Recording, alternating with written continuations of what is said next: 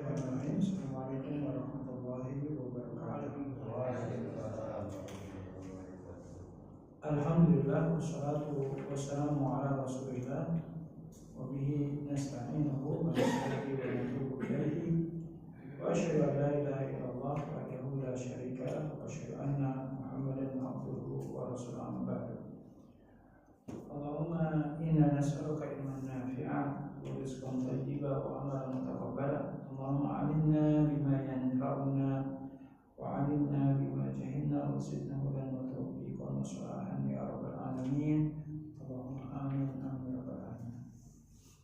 Jamaah rahimakumullah, puji rasa syukur kita panjatkan kehadirat Allah Azza wa Jalla. Alhamdulillah di kesempatan malam hari ini berkenan Allah Azza wa Jalla mempertemukan kembali kita semua.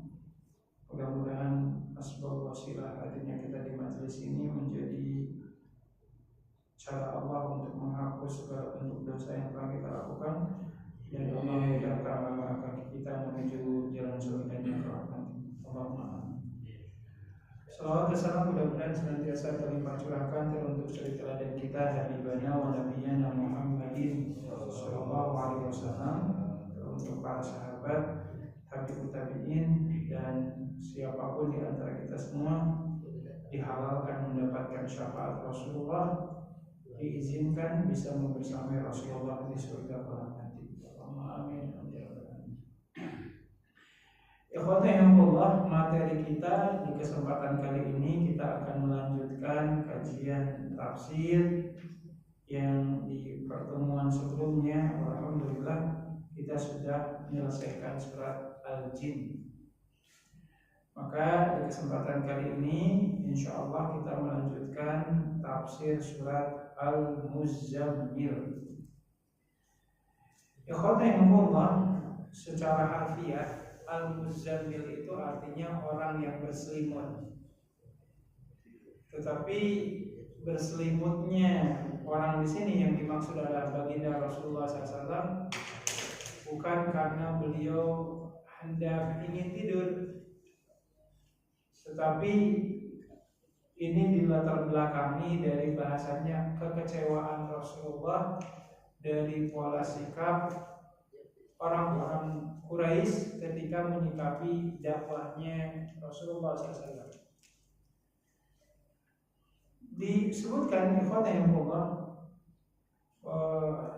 Imam Ibnu Katsir dalam kitab tafsirnya menyebutkan asbabun nuzul dari turunnya surat Al-Muzammil ini dilatar belakangi adanya informasi yang didapatkan oleh Rasulullah bahwasanya para pembesar kafir Quraisy mereka berkumpul di tempat musyawarah namanya Darun Nadwah.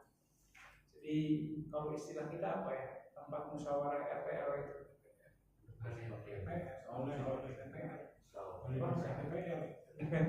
Ya intinya tempat kumpul-kumpul. Nah kalau dulu namanya Darun Nadwah. Nah para pembesar kafir Quraisy ini berpikir ya untuk memilih kira-kira label apa yang cocok disematkan kepada Nabi Muhammad, karena di satu sisi mereka tidak mau dan tidak akan pernah menerima dakwahnya beliau, tapi di sisi yang lain kira-kira Muhammad itu paling cocok dipanggil dengan panggilan apa sebutannya. Karena kalau secara makna Muhammad itu artinya orang yang terpuji, maka mereka nggak mau menyebut Nabi Muhammad dengan nama Muhammad itu sendiri. Maka disebutkan sebagian mereka ada yang mengatakan udah sebut saja Muhammad itu dengan istilah kahin. Kahin itu penyamun, dukun. Sebagian lagi ada yang mengatakan udah panggil aja Muhammad itu dengan sahir, tukang penyihir. Sebagian lagi ada yang mengatakan udah panggil aja Muhammad itu dengan istilah majnun, orang yang gila.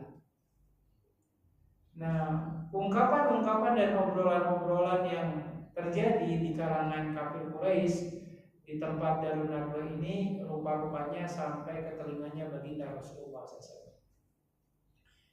Maka sebagaimana umumnya manusia biasa ya perasaan kecewa itu pasti ada.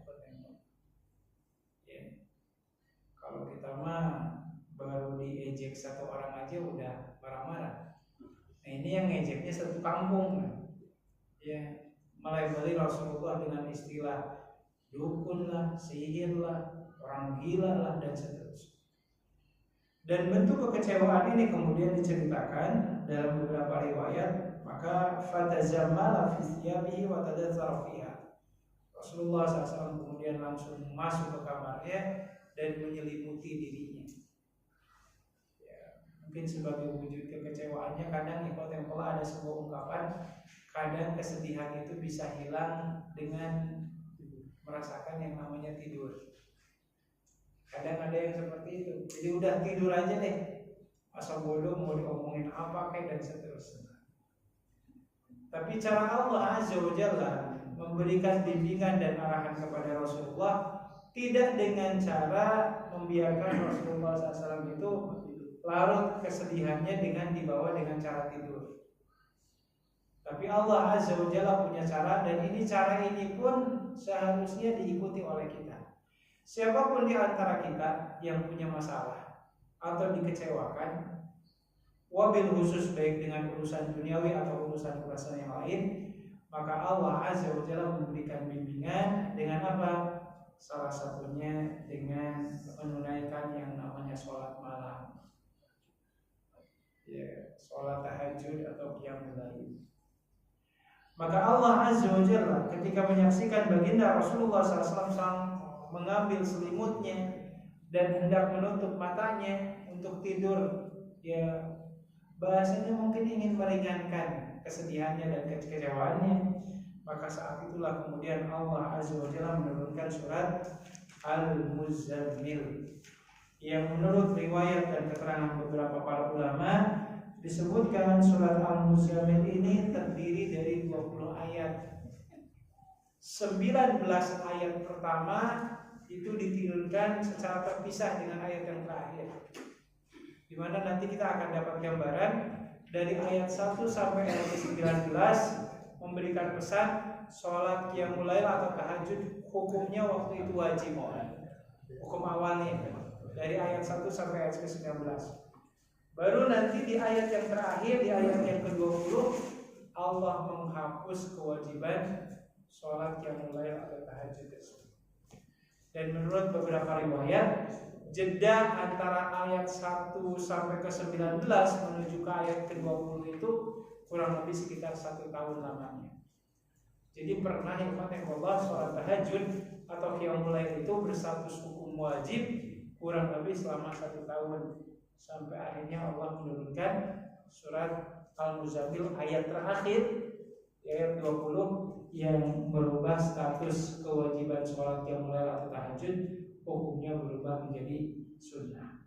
Tapi ini memberikan pesan kepada kita semua, sekaligus arahan serta bimbingan, sebagaimana yang Allah Azza wa Jalla inginkan dari baginda Rasulullah dan umatnya.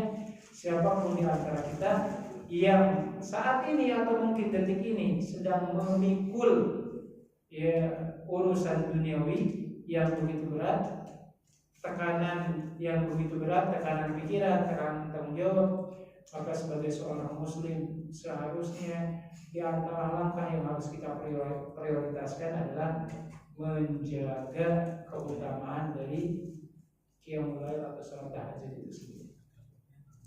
Baik, seperti apa kemudian Allah Azza wa Jalla menguraikannya kepada kita semua? Allah mengawali firman-Nya dengan kalimat A'udzubillahi minasyaitonirrajim. Bismillahirrahmanirrahim. Ya ayyuhal muzammil. Wahai engkau yang sedang berselimut. Ini secara khusus Allah menggunakan kata-kata alif lam, al-muzammil. Maknanya khusus. Bukan berarti khusus untuk Nabi Muhammad saja, tapi siapapun orang yang di malam harinya mengenakan selimut. Oh Ustaz, saya nggak pakai selimut, gerah kerawang, juga masih kayak gitu juga. Nggak masih kayak gitu juga, bukan berarti yang nggak pakai selimut nggak masuk kategori orang yang ditekankan sholat qiyamul lail enggak. Tapi maknanya orang yang berselimut di malam hari itu kan memberikan makna kalau orang itu ingin tidur, kan maknanya seperti itu. Ya. Jadi intinya siapapun di antara kita, baik itu yang berselimut atau yang tidak berselimut di malam hari, yang berniatan untuk menutup matanya, untuk berehat, untuk istirahat, untuk tidur, maka Allah Azza wa Jalla mengingatkan di ayat yang kedua, qumil laila illa qalila. Bangunlah engkau di malam hari qalila, meskipun waktu bangunnya sedikit. Ya. Jadi jangan sampai beda sedikitnya kita, sedikit-sedikit tidur.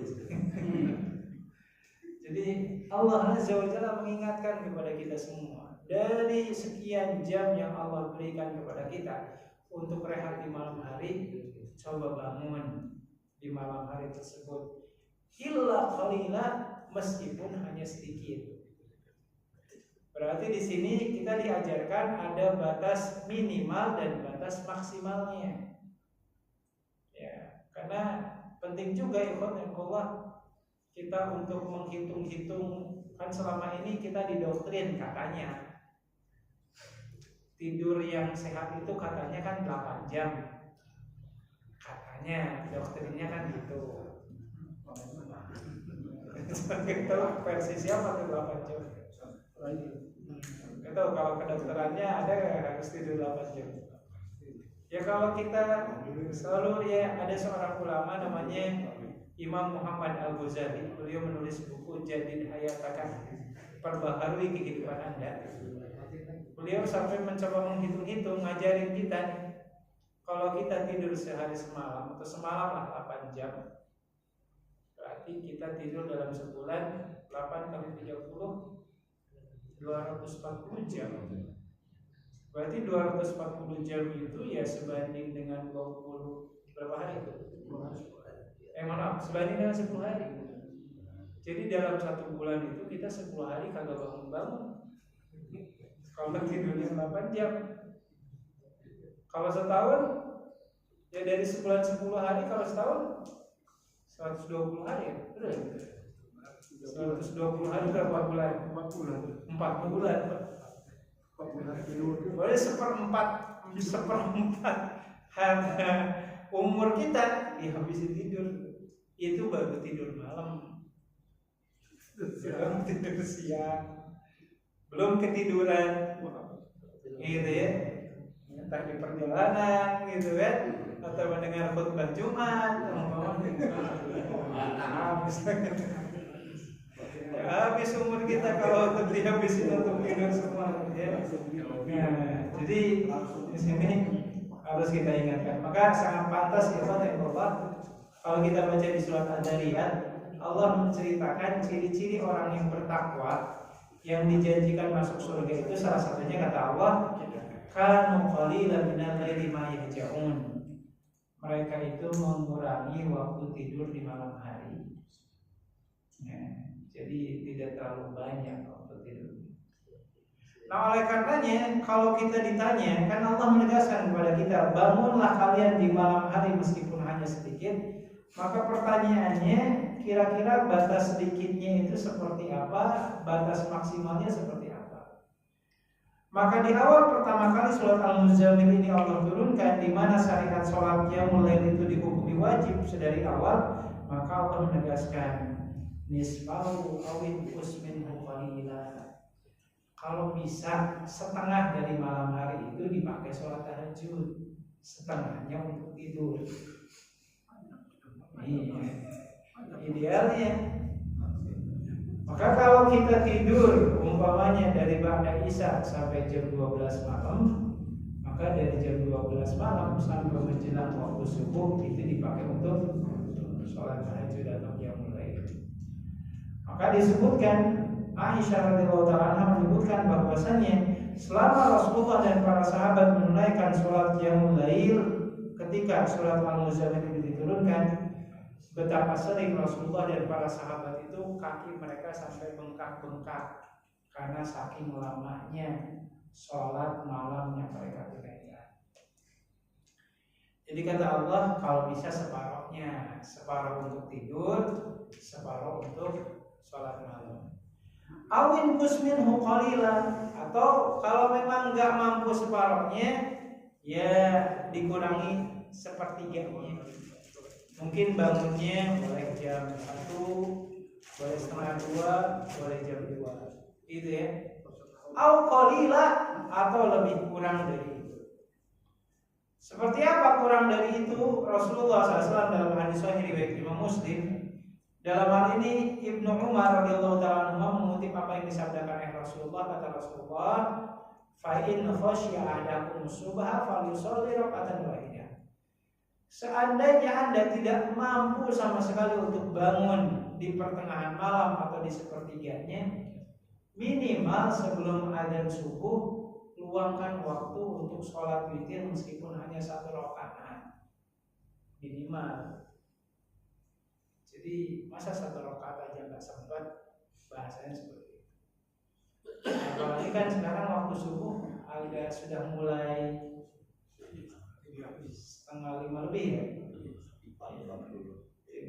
Jadi kadang pulang ke rumah juga udah menjelang 5:30 gitu kan, nyampe ke rumah. Jadi kalau kita memang nggak sempat bangun jam 12 malam, jam 1, kalau enggak jam 2, kalau enggak jam 3, kalau nggak bisa juga minimal 1 rakaat. Ya, kita menunaikan sholat witir. Makanya ada satu riwayat, dan ini yang jadi pegangan Imam Hanafi, di mana Rasulullah mengatakan, man lam yutir falaysa minna. Siapa orang yang tidak sholat witir, maka dia tidak diakui sebagai pengikutku.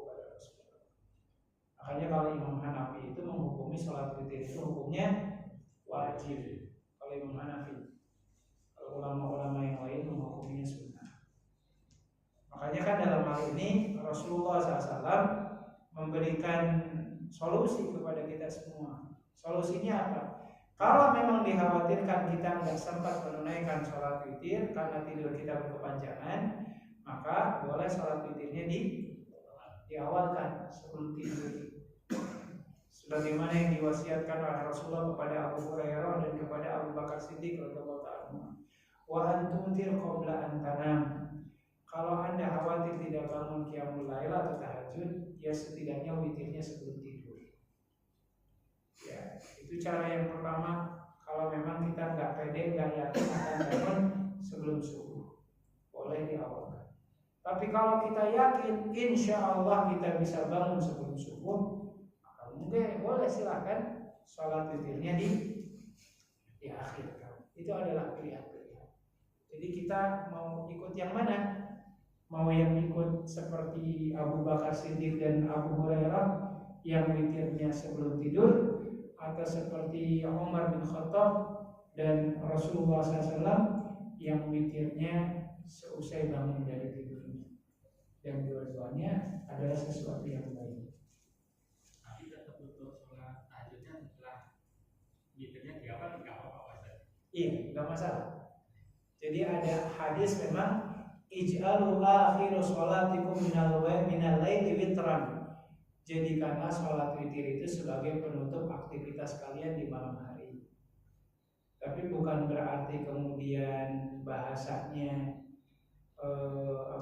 witir nggak boleh diawalkan, nggak seperti itu maknanya. Witir tetap boleh diawalkan, hanya saja kaidahnya kalau kita sudah sholat witir di awal, pastikan yang pertama sesudah witir nggak ada aktivitas yang lain. Ya, jadi jangan sampai sesudah sholat isya witir, sesudah itu nungguin nonton bola nanti malam. Nah, nggak boleh itu Pak. Jadi yang namanya witir itu sebagai penutup aktivitas di malam hari. Sesudah ada witir, tidur Pak. Gitu. Jangan langsung sesudah sholat isya witir, sesudah sholat isya witir, tapi sesudah witir masih beraktivitas ya. Jadi yang dimaksud jadikan witir itu sebagai penutup waktu malam, maknanya adalah sesudah witir tidak ada aktivitas yang lain. Itu makna yang pertama.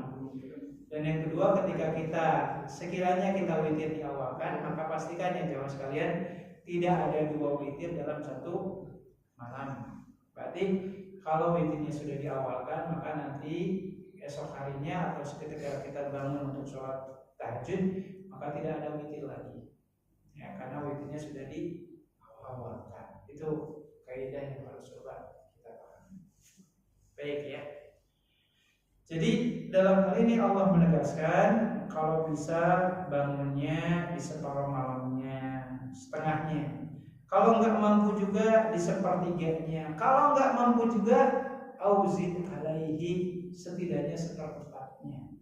Kalau nggak mampu juga, ya tadi kaidahnya witir meskipun hanya 1 rakaat. Kaidahnya seperti itu.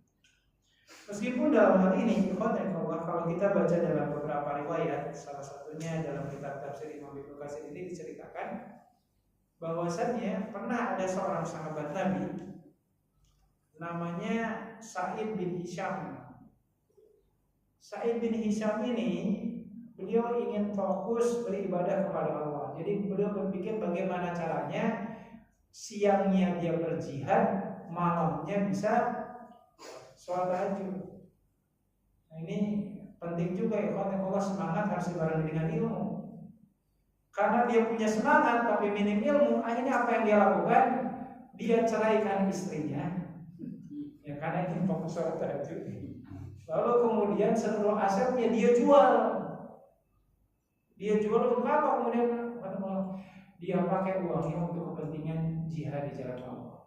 Jadi dia jual semua propertinya, berangkat ke kota Madinah membersamai jihadnya Rasulullah SAW. Dan saat itu ternyata di tengah perjalanan beliau ketemu dengan beberapa sahabat Nabi yang lain. Diingatkan bahwasannya alaysa lakum fi uswah, bukankah sebaik-baiknya suri teladan itu adalah Rasulullah? Dan Rasulullah nggak pernah ngajarin kita untuk menceraikan istri, menjual seluruh properti hanya untuk berjihad dan semuanya. Akhirnya kemudian Sa'id bin Hisham ini kemudian memutuskan, ya udah deh, saya rujuk kembali istri saya. Beliau merujuk kembali istrinya, tetapi tetap semangat beliau untuk sholat tahajud itu tetap ada. Akhirnya saat itu Sa'id bin Hisham bertanya kepada sahabat Ibnu Abbas, kira-kira dari seluruh sahabat Nabi yang ada saat ini, yang paling tahu sholat witirnya Rasulullah itu seperti apa?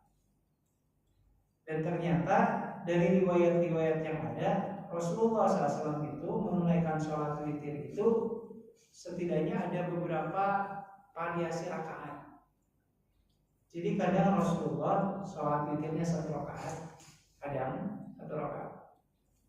Kadang juga beliau sholat witirnya 3 rakaat. Dan 3 rakaat itu ada 2 tata cara ya. Ada yang 3 rakaat sekaligus, sekali salam. Ada yang dibagi 2 kali salam. Dua-duanya boleh silakan.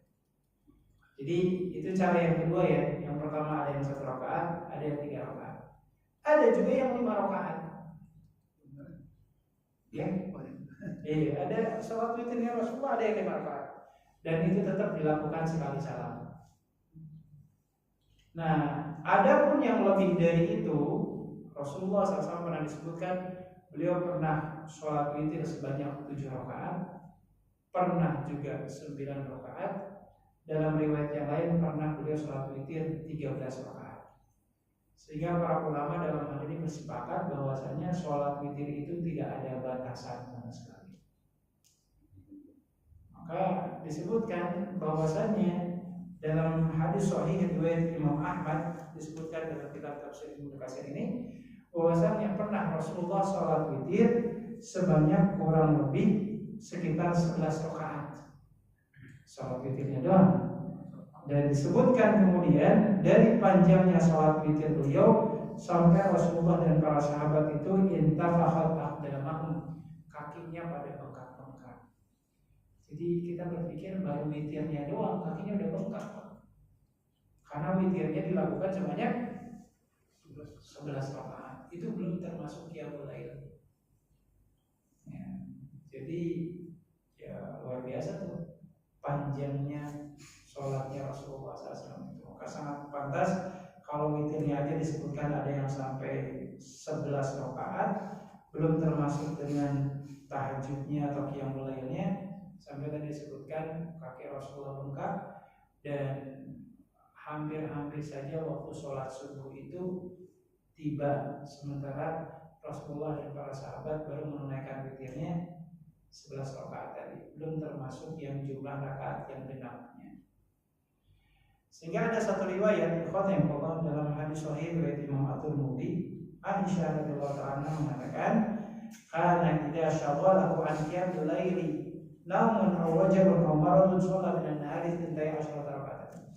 Adalah Rasulullah SAW, kalau beliau belum berkesempatan menunaikan qiyamul lail di malam harinya, maka beliau akan menggantinya dengan sholat duha sebanyak 12 rakaat. Jadi Rasulullah SAW itu ada juga Pak, tidak berkesempatan qiyamul lail, dan penyebabnya banyak. Bisa jadi karena rakaat witirnya terlalu banyak, sementara waktu malamnya keburu habis. Bisa juga memang Rasulullah ketiduran, atau bisa jadi juga dalam riwayat yang lain Rasulullah sakit sehingga beliau tidak bisa bangun di malam hari, tapi beliau tetap menggantinya dengan sholat duha 12 rakaat. Kalau kita makan nggak sempat sholat tahajud itu bukan karena witirnya kebanyakan, tidurnya kebanyakan. Tapi ini pun bisa menjadi salah satu anjuran dan dalil bagi kita semua. Kalau ada di antara kita yang izin Allah, biasanya sih setiap malam tahajud umpamanya suka didawamkan. Ternyata suatu saat karena kita keletihan, kelelahan, akhirnya tidurnya lelap, bangun-bangun keburu adzan subuh. Maka Rasulullah SAW menganjurkan siapa orang yang terbiasa qiyamul lail di setiap malamnya dan tidak sempat qiyamul lail karena ketiduran, maka boleh digantikan dengan sholat duha sebanyak 12 rakaat. Jadi boleh ya, kita qiyamul lail lewat, duha lewat. Itu jadi bahan koreksian ya bagi kita semua. Nah, ini adalah perintah dari Allah Azza wa Jalla. Dan singkatnya ikhwah, ketika Allah Azza wa Jalla memerintahkan Rasulullah untuk menunaikan qiyamul lail dengan waktu dan durasi yang cukup lumayan lama, bahkan di ayat yang pertama disebutkan nisfahu, kalau bisa sih di sepertengah malamnya, setengah malam itu dipakai untuk qiyamul lail, setengahnya lagi untuk tidur. Allah ingatkan kepada Rasulullah SAW, warattilil Qur'ana tartila. Ketika Anda qiyamul lail atau tahajud, tolong baca Qur'annya jangan yang cepat-cepat. Warattilil Qur'ana tartila, bacaannya yang tartil. Ya, jangan cepat-cepat bacaannya, dan termasuk jangan pendek-pendek suratnya. Gitu ya. Ini mau udah cepat, pendek lagi. Kalau bisa. Maka Aisyah radhiyallahu ta'ala anha menjelaskan kepada kita semua bahwasannya sahabat Nabi yang bernama Anas bin Malik radhiyallahu ta'ala mengatakan bahwasannya Rasulullah SAW itu kalau membaca surat dalam Al-Quran atau surat Al-Fatihah atau surat-surat yang lain disebutkan kana yaqta'u qira'atahu ayatan. Beliau itu akan membaca surat dalam Al-Quran itu satu ayat berhenti sejenak, satu ayat berhenti sejenak. Jadi jarang beliau menyambung antara satu ayat dengan ayat yang lain. Jarang Rasulullah menyambungnya, tapi beliau akan berhenti di penghujung akhir ayatnya. Bismillahirrahmanirrahim. Alhamdulillahirabbil alamin gitu. Jadi enggak Bismillahirrahmanirrahim disambungkan dengan ayat selanjutnya. Ya, kan ada juga ya orang yang bahkan membaca surat Al-Fatihah sekali nafas. Ada kan? Bismillahirrahmanirrahim. Alhamdulillahirabbil alamin. Gitu, nyambung gitu. Tapi kalau Rasulullah SAW secara pribadi mengajarkan kepada kita adanya tartil dalam bacaan dan tidak tergesa-gesa. Nah, ikhwatahillah, ketika Allah Azza wa Jalla mengingatkan baginda Rasulullah SAW SAW untuk membuka selimutnya, untuk bangun di malam hari dan memperbanyak qiyamul dengan bacaan Al-Qur'annya, maka Allah menegaskan kepada Rasulullah SAW secara khususnya. Kata Allah, inna sanulqi alaika qawlan thaqila. Sesungguhnya kami akan memberikan kepada engkau ucapan yang sangat berat. Jadi maksudnya apa ya Allah? Wahyu yang Allah berikan kepada Rasulullah dengan Al-Qur'annya, dengan sunnah Rasulnya, itu membutuhkan manusia yang bermental baja, bahasa kasar. Enggak cepat baperan, enggak cepat sensitif, tersinggung. Jadi Allah menegaskan qaulan tsaqila.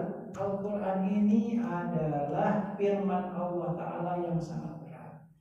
Maka Allah mengingatkan kepada Rasulullah SAW agar beliau siap menanggung setiap resiko yang ada. Bahkan resiko tersebut salah satunya muncul dari ucapan-ucapan atau ejekan-ejekan yang tidak sepantasnya dilakukan oleh seorang manusia kepada Rasulullah SAW. Makanya kan dalam beberapa riwayat Rasulullah itu pernah ditanya oleh para sahabat terkait momen seperti apa wahyu yang beliau dapatkan dari Rasulullah yang Rasulullah merasa berat untuk menerimanya. Bahkan kan dalam beberapa riwayat, contoh ya Allah, surat Al-Kautsar itu, inna a'tainakal kautsar, itu didapatkan oleh Rasulullah sampai Rasulullah itu jatuh pingsan. Kalau kita kemarin a'tainakal kautsar kan surat favorit.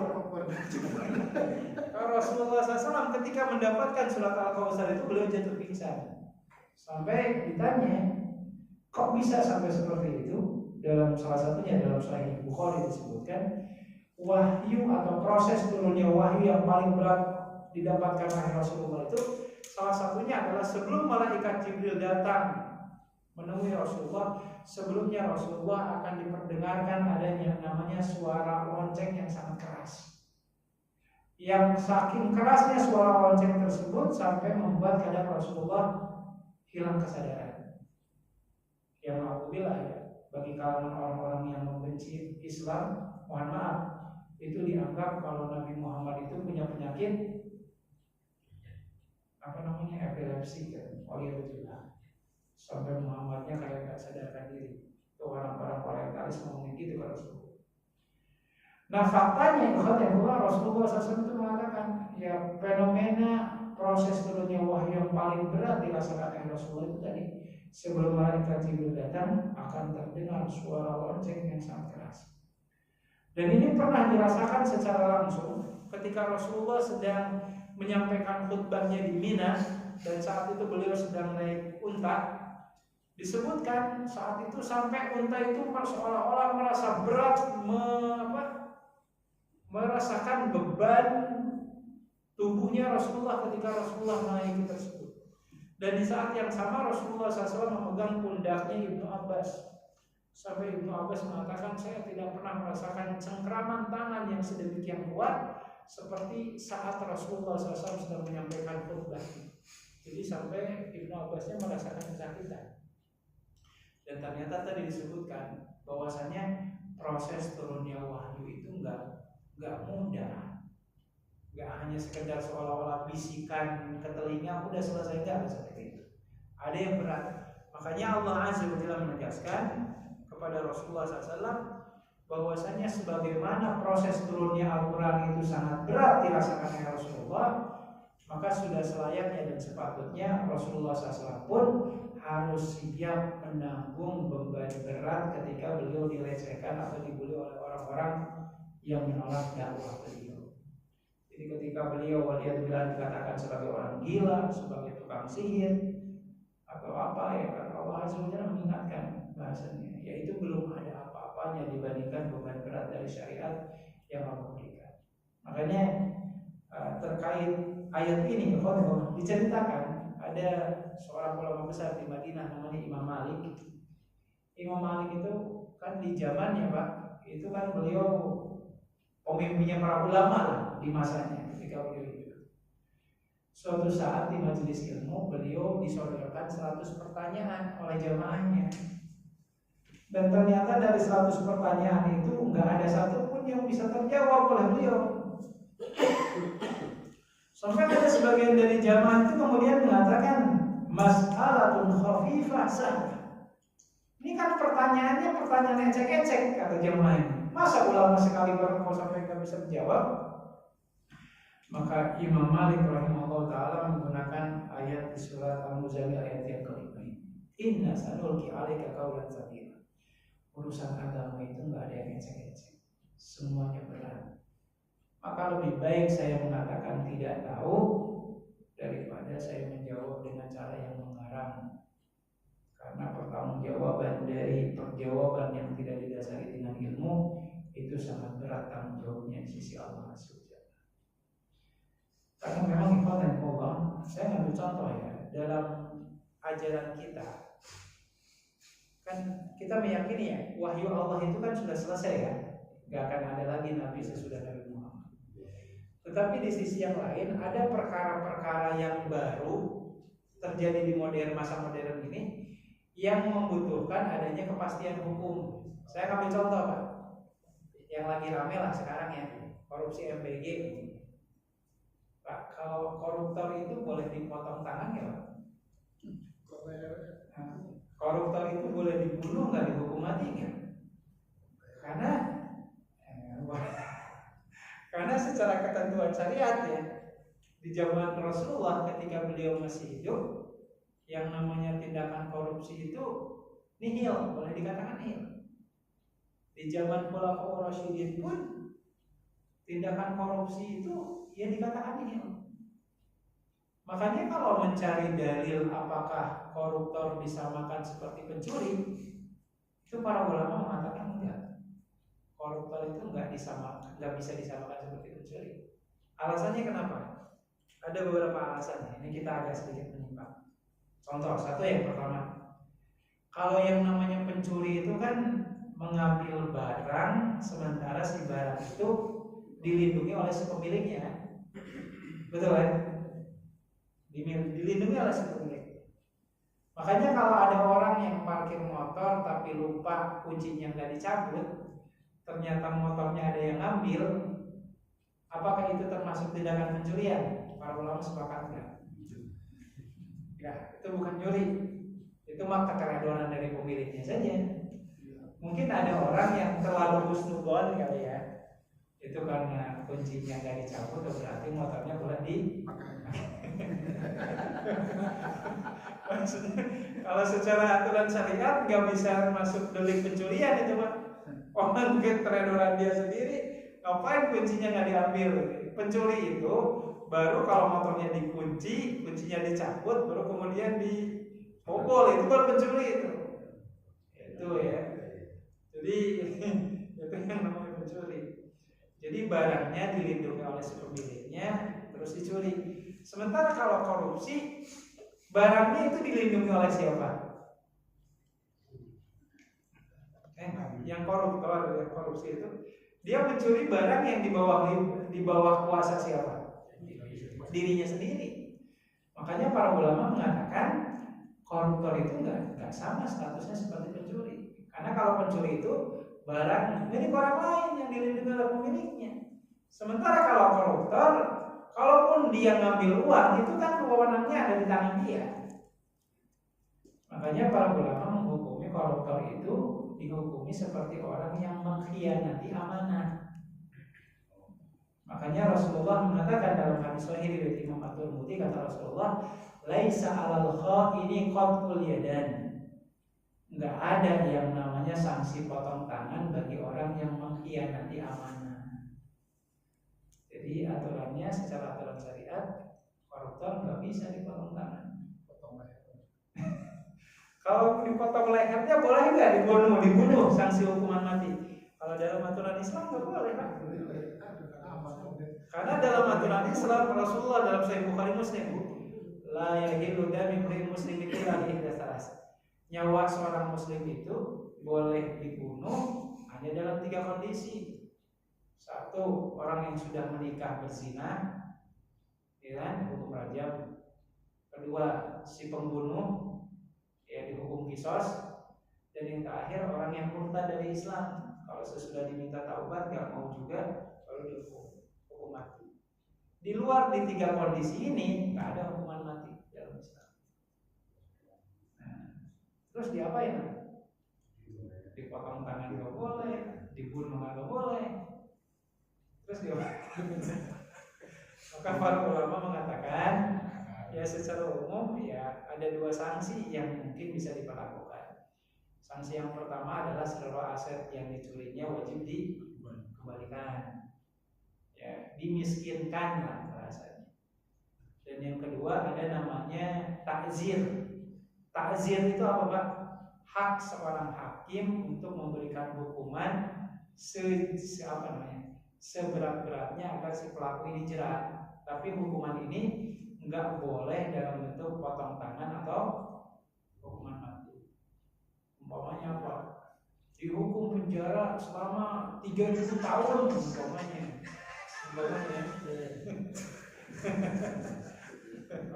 Umpamanya ya.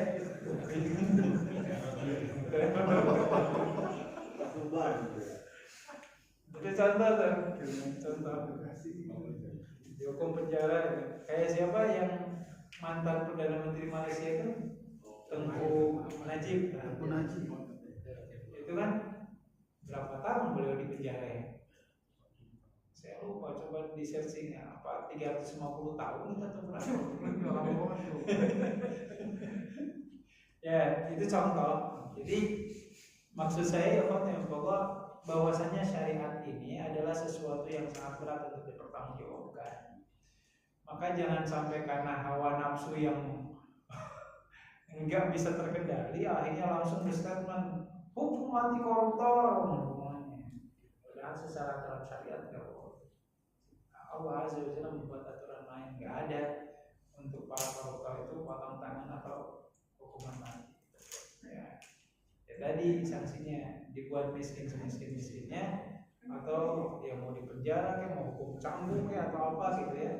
Itu satu hal yang perlu kita cermati secara seksama. Jadi intinya bahkan ketika Imam Malik rahimahullah taala ditanya dengan 100 pertanyaan, beliau tidak bisa menjawab satu pun dari pertanyaan tersebut dan beliau tidak mau mengarang.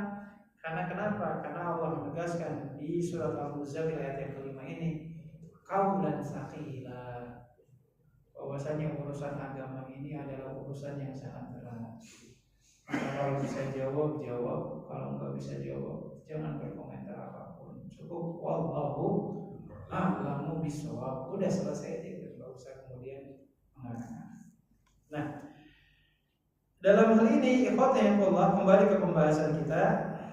Satu ayat lagi lah ya Pak, jam 8:30 ya. Allah Azza wa Jalla menegaskan kepada Rasulullah SAW dan kepada kita semua, kenapa sholat qiyamul lail atau tahajud itu terasa begitu penting? Allah Azza wa Jalla memberikan 2 alasan di ayat ke-6 dan ayat yang ke-7. Alasan yang pertama adalah inna nasyi'atal laili hiya asyaddu wa aqwamu qila. Sesungguhnya beraktivitas ibadah di malam hari itu jauh lebih mengena di hati, jauh lebih berpengaruh. Makanya Rasulullah SAW mengatakan di antara 7 golongan yang akan dilindungi oleh Allah di padang mahsyar nanti, salah satunya adalah orang yang bangun di malam hari, dia kemudian beristighfar dan memohon ampunan dosa kepada Allah Azza wa Jalla sampai kemudian terurai air matanya. Jadi di saat orang lain sedang tidur, dia malah menyibukkan dirinya dengan qiyamul lail dan membaca istighfar dan pengampunan sebanyak-banyak. Jadi kalau kita ingin mencari momen yang bisa mendukung kekhusyuan dalam doa, kekhusyuan dalam ibadah, yang efeknya itu jauh lebih baik, maka salah satunya adalah carilah waktu itu di malam hari. Itu alasan yang pertama. Dan yang terakhir, Allah menegaskan kenapa kita itu ditekankan dan dianjurkan qiyamul lail atau salat tahajud. Di ayat yang ke-7 Allah menegaskan innalaka fin nahari sab'an tawila. Kita itu beraktivitas duniawi di siang hari itu udah terlalu banyak. Maka kalau untuk urusan duniawi telah mengambil porsi waktu yang cukup banyak, pertanyaannya untuk urusan akhiratnya mau kapan lagi? Kalau siang sibuk nyari duit, malam tidur. Mau kapan lagi kita mencari momen kebersamaan dan kedekatan dengan Allah Azza wa Jalla? Maka Allah menegaskan di ayat yang ke-7 ini, kata Allah, inna laka fin nahari sabhan tawila. Sudah cukup kita menghabiskan waktu untuk urusan duniawi di siang hari. Kalau memang di siang hari kita tidak bisa meluangkan waktu untuk berdekat-dekatan dengan Allah, maka malam hari adalah waktu yang tepat. Tapi terkadang ya, apalagi di zaman sekarang, kadang kerja itu nggak cukup di siang hari doang. Kalau bisa ya tambah shift 2, tambah shift 3, nggak cukup juga itu. Izin Allah. Nah, ini mengingatkan kita kepada kita semua, ikhwan yang Allah, yang mengingatkan kepada saya dan kita semua. Mari kita luangkan waktu kita sejauh yang kita bisa mampu untuk menunaikannya. Seperti tadi ya, opsi dari Rasulullah SAW. Kalau khawatir nggak bangun qiyamul lail, ya witirnya diawalkan sebelum tidur. Kalaupun ternyata kita yakin, hakul yakin bisa bangun dan bisa qiyamul lail, Allah Ta'ala masih memberikan pilihan. Mau sholatnya jam 12, mau jam 1, mau jam 2, bahkan tadi satu ayat sekalipun, satu surat atau satu rakaat sekalipun tunaikan. Jangan sampai kita melewatkan setiap malamnya tanpa menunaikan qiyamul lail atau witir sama sekali. Mudah-mudahan ini menjadi penyemangat bagi kita semua, karena apa yang dirasakan oleh Rasulullah dengan beban dakwahnya yang terasa berat, mungkin perasaan ini pernah kita rasakan. Cuman kalau Rasulullah sibuknya mikirin umat, kalau kita mah sibuk ngurusin dunia yang gak ada selesai-selesainya. Maka pastilah tekanan pikiran itu ada. Maka di tengah-tengah tekanan yang begitu luar biasa kita rasakan, maka Allah Azza wa Jalla masih memberikan bimbingan. Luangkanlah waktu di malam hari kita dengan qiyamul lail. Mudah-mudahan beban yang kita rasakan ini bisa jauh lebih ringan, karena kita punya tempat untuk bersandar. Dan tempat untuk bersandar tersebut adalah Allah Azza wa Jalla sebagai zat yang sebaik-baiknya tempat kita untuk bersandar dan menaruh harapan kita semua. Baik, itu saja mungkin kepada Allah untuk uraian kajian tafsir di kesempatan malam hari ini. Sebelum ditutup, saya kembalikan kepada jamaah sekalian, sekiranya ada yang mau ditambahkan dan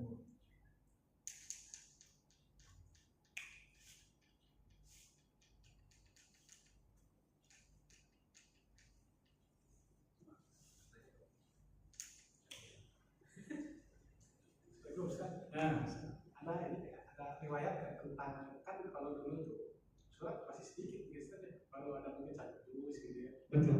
Terus tapi bisa selama itu berulang-ulang dari apa aja sih yang dibaca gitu. Iya. Jadi yang kita ketahui kan, ikhwan yang Allah, Al-Quran itu diturunkan selama kurun waktu 23 tahun kurang lebih. Ya. 10 tahun di 13 tahun di Mekah, 10 tahun di Madinah, kurang lebih seperti itu. Dan dari 30 juz Al-Quran, 114 surat yang terdapat di Al-Quran itu tadi rentang waktunya panjang. Nah, saya ambil contoh umpamanya, ada beberapa riwayat yang mengatakan bahwasanya pernah Rasulullah SAW menunaikan sholat qiyamul lail dibersamai oleh beberapa sahabat Nabi. Salah satunya ada sahabat Nabi Ibnu Mas'ud yang pernah bersamai Rasulullah. Disebutkan Rasulullah rakaat pertama baca surat Al-Baqarah. Dari Al-Baqarah meloncat ke An-Nisa, dari An-Nisa mundur ke Ali Imran, dari Ali Imran lanjut ke Al-Maidah dan seterusnya. Ini yang banyak dipahami oleh para ulama, bukan berarti Rasulullah baca satu surat full. Ya, karena ambil contoh Al-Baqarah, itu ada kemungkinan waktu itu yang dibaca oleh Rasulullah Al-Baqarahnya belum tuntas sampai ayat berapa, 200 berapa gitu, enggak. Itu berproses. Itu berproses. Ya, tapi pastinya kalau kita melihat dari riwayat-riwayat yang ada seperti tadi, Aisyah mengatakan Rasulullah yang mulai itu sampai kakinya bengkak-bengkak. Ini memberikan kesan ya berarti surat yang dibacanya pun panjang-panjang. Makanya dalam bab sifat sholat Nabi itu kan disebutkan contoh umpamanya Rasulullah SAW mengingatkan kepada kita untuk 3 waktu sholat zuhur, asar, maghrib tolong baca surat yang ringan-ringan, apalagi zuhur dan asar. Tidak selayaknya kita baca yang panjang-panjang, harus yang pendek-pendek tuntunannya, karena zuhur dan asar orang lagi sibuk beraktivitas. Demikian juga maghrib masih harus yang ringan-ringan. Nah, adapun isya dan subuh bacaannya harus panjang, sunnah bukan harus ya. Sampai dalam beberapa riwayat disebutkan kata para sahabat, ketika kami menunaikan sholat subuh berjamaah bersama Rasulullah, waktu sholat subuh itu dimulai, kami belum mengenal satu dengan yang lain. Maksudnya ketika sholat itu kami nggak kenal yang samping kiri kami itu siapa, karena situasinya gelap. Tapi ketika sholat subuhnya udah selesai, ketika salam kami mengenal, oh ini si fulan, oh si fulan. Berarti waktu sholat subuhnya panjang. Kalau kita kan sholat subuh gelap, ya. Kalau kita kan datang gelap pulang gelap. Kalau Rasulullah dan para sahabat enggak, ketika selesai sholat subuh itu ya ketika salam mereka kenal, oh ternyata si fulan, berarti kan sholat subuhnya panjang. Ya artinya wallahu a'lam, meskipun Al-Quran itu turun selama 23 tahun, tapi tetap tadi mengisyaratkan bahwasanya surat-surat yang dibaca itu memang surat-surat yang panjang, meskipun terbuka kemungkinan waktu itu surat-surat yang panjangnya belum tuntas, tapi langsung pindah ke surat selanjutnya. Seandainya surat Al-Baqarah waktu itu tuntas, mungkin ya Rasul juga akan menuntaskan seandainya. Jadi seperti itu. Ya, wallahu a'lam.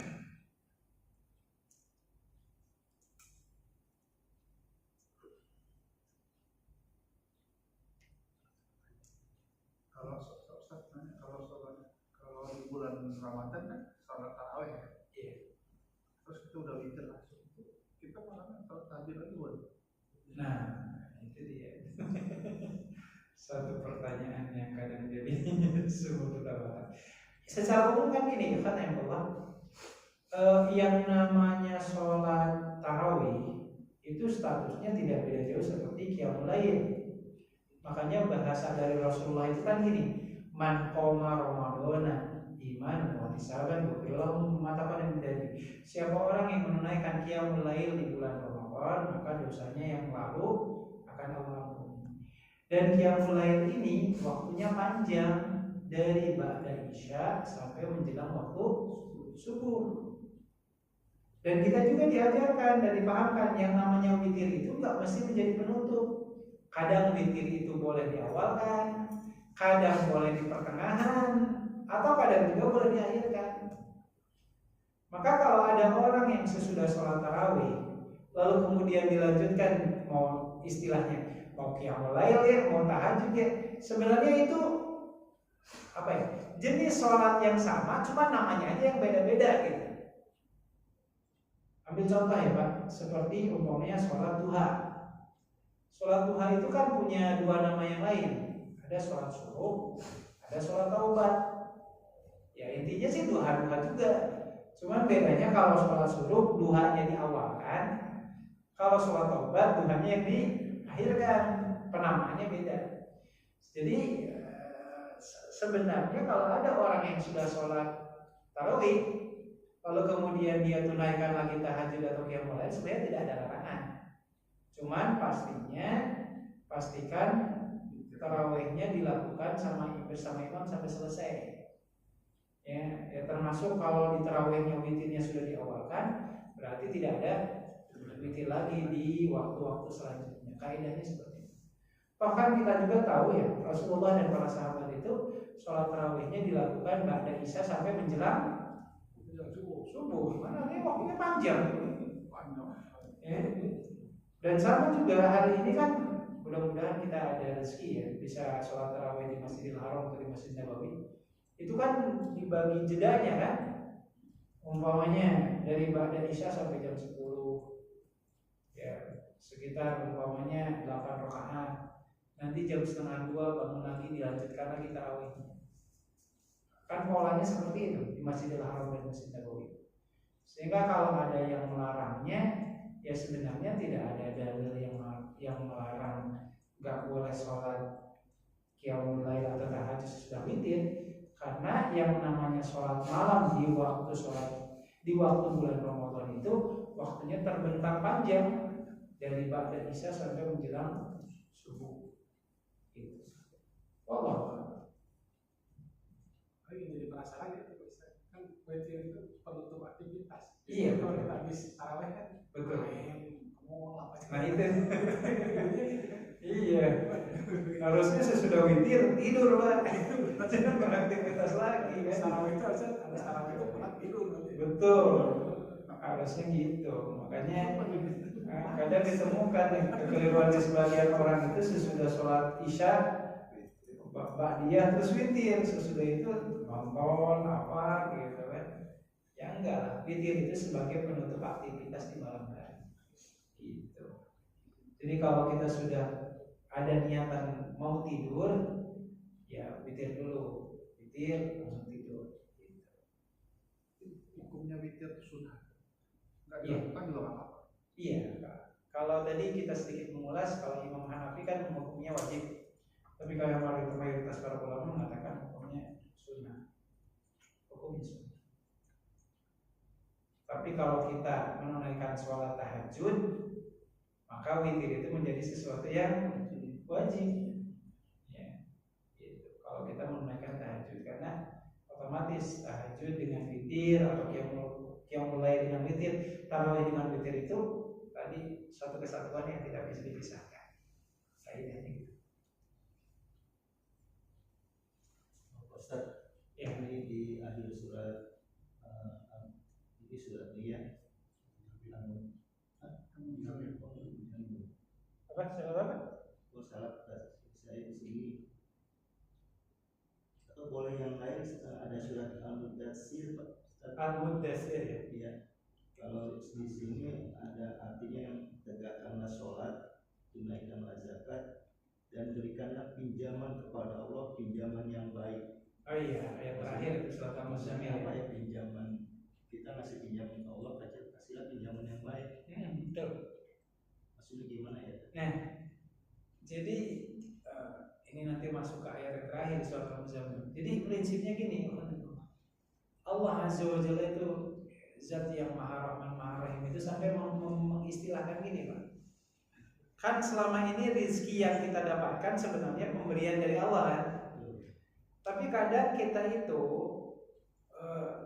meyakini 100% kalau rezeki yang sudah Allah berikan itu murni milik kita sesungguhnya 100%. Jadi rasa kepemilikannya sangat-sangat kuat. Padahal kan kalau Allah mau bisa aja kan Allah ambil gitu. Iya ya. Ada orang kaya raya umpamanya bilillah Allah kasih penyakit umpamanya asam urat, kayaknya nggak bisa makan kacang-kacangan. Umpamanya Anda kaya, Anda bisa beli kacang, tapi kalau asam uratnya tinggi, Anda stop gitu kan. Ada kalau Allah mau kan bisa aja gitu. Nah makanya Allah Azza wa Jalla mengingatkan kepada kita, ketika kita menunaikan zakat, infak, sedekah, Allah mengatakan, saya pinjam deh hartanya, bahasanya gitu. Ya, meskipun itu adalah ibadah seperti zakat, Pak. Zakat kan wajib ya bagi yang sudah memenuhi kriteria syaratnya. Tapi kata Allah, bagi saya zakat yang kalian keluarkan itu pinjaman, dan saya akan ganti dengan yang lebih baik. Jadi bahasa dari Allah itu biar nggak menjadi beban buat kita. Jadi kata Allah, saya pinjam deh hartanya gitu, biar kalian mau mengeluarkannya, dan kita yakin, iya Allah pasti akan membayarnya. Bahkan kan unik nih, di satu sisi Allah itu kan mengharamkan riba kepada kita, tapi Allah Azza wa Jalla justru kebalikannya. Anda ngasih pinjaman 1.000, saya ganti deh 10.000 kan seperti itu. Jadi Allah Azza wa Jalla maha baiknya seperti itu. Jadi singkatnya harta yang kita keluarkan di jalan Allah dengan zakat, infak, sedekah, wakaf atau apapun itu bagi Allah Azza wa Jalla itu adalah pinjaman dan Allah akan gantikan dengan yang lebih baik. Seperti itu. Allah. Cuman ya gitu kadang kita nggak merasa sedang ngasih pinjaman, yang ada kita sedang berkorban. Jadi seolah-olah kalau kita berinfak 10.000 itu ya kayak seperti kita lagi buang duit gitu kan. Dan kan bagi Allah enggak. Allah minjem dari kita dan Allah akan ganti dengan yang lebih baik. Jadi itu untuk memotivasi kita, ya untuk mengeluarkan ya salah satunya harta zakat kita gitu ya. Termasuk kan sholat juga kan kita bahasanya sebenarnya kan meminjamkan waktu kita kepada Allah dan Allah akan gantikan dengan apa? Ya salah satunya kehidupan surga yang kekal abadi. Kan seperti itu. Waktu kita di dunia sehari semalam Pak sholat berapa menit Pak? Yang 5 waktu itu ada nggak 1 jam setengah? Nggak nyampe ya? Sama jalannya dari jalan ke rumah. Ya katakanlah 1 jam setengah lah ya 5 waktu itu. Dan Allah akan gantikan. Anda ngasih pinjam waktu ke saya 1 jam setengah dalam sehari semalam, saya gantikan dengan kenikmatan surga yang kekal abadi selamanya. Wallahu itu ya Pak.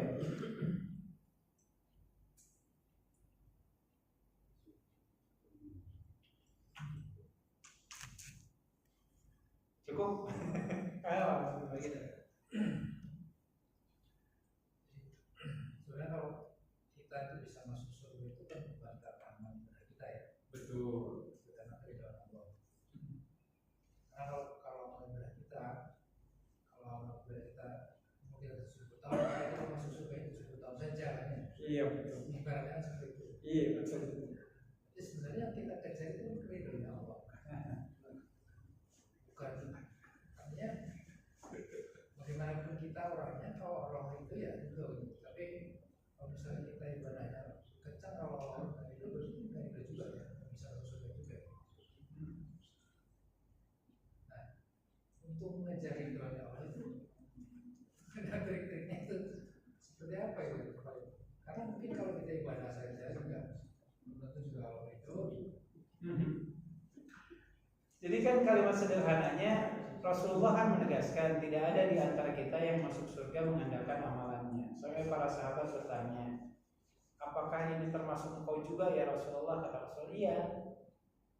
Saya, kita semua, kata Rasulullah, nggak ada yang masuk surga ngandelin amalan. Semuanya masuk surga karena rahmat Allah, karena ridho Allah.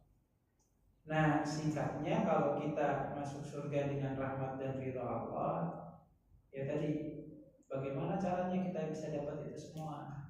Ya singkatnya, lakukanlah amalan yang membuat Allah itu cinta kepada kita. Dan amalan yang maksud ya ibadah, dari mulai yang wajibnya sampai dengan yang sunnahnya. Maka kalau Allah sudah ridho, Allah sudah sayang, insya Allah surga itu menjadi balasannya. Dan Allah Azza wa Jalla secara khusus ya tidak menyebutkan siapa orang yang ingin masuk surga raih rahmatku. Allah selalu mengatakan kalau Anda ingin masuk surga lakukan amalan ini, amalan ini, amalan ini. Allah nggak pernah menyangkut pautkan dengan rahmatnya. Ya, jadi karena secara umum kalau orang disuruh beramal dan balasannya langsung surga mungkin akan jauh lebih semangat dibandingkan ente mau dirahmati Allah berupa melakukan amalan ini umpamanya. Mungkin tidak jauh lebih semangat dibandingkan kalau balasannya langsung disebutkan gitu ya. Umpamanya nih Pak, siapa orang yang menjaga sholat 5 waktu berjamaah nanti di surganya dikasih 72 bidadari. Semangat ya Pak? Mungkin jauh lebih semangat dikasih 72 bidadari daripada siapa orang yang sholat 5 waktu akan dirahmati oleh Allah. Masih belum terbayang dirahmati kayak sama Allah itu seperti apa ya. Tapi kalau disebutkan di surga itu ada 72 bidadari, di surga itu ada ini kan jauh lebih semangat ya. Nah itu salah satu ya apa ya namanya kejelian Allah Azza wa Jalla, bahwasanya kita ini manusia ini cenderung manusia yang kalau beramal itu pasti ada pamrihnya. Maka Allah nggak menyebutkan istilah akan mendapatkan rahmatnya, tapi Allah langsung memberikan jawaban akan aku beri surganya. Seperti itu. Wallahu a'lam.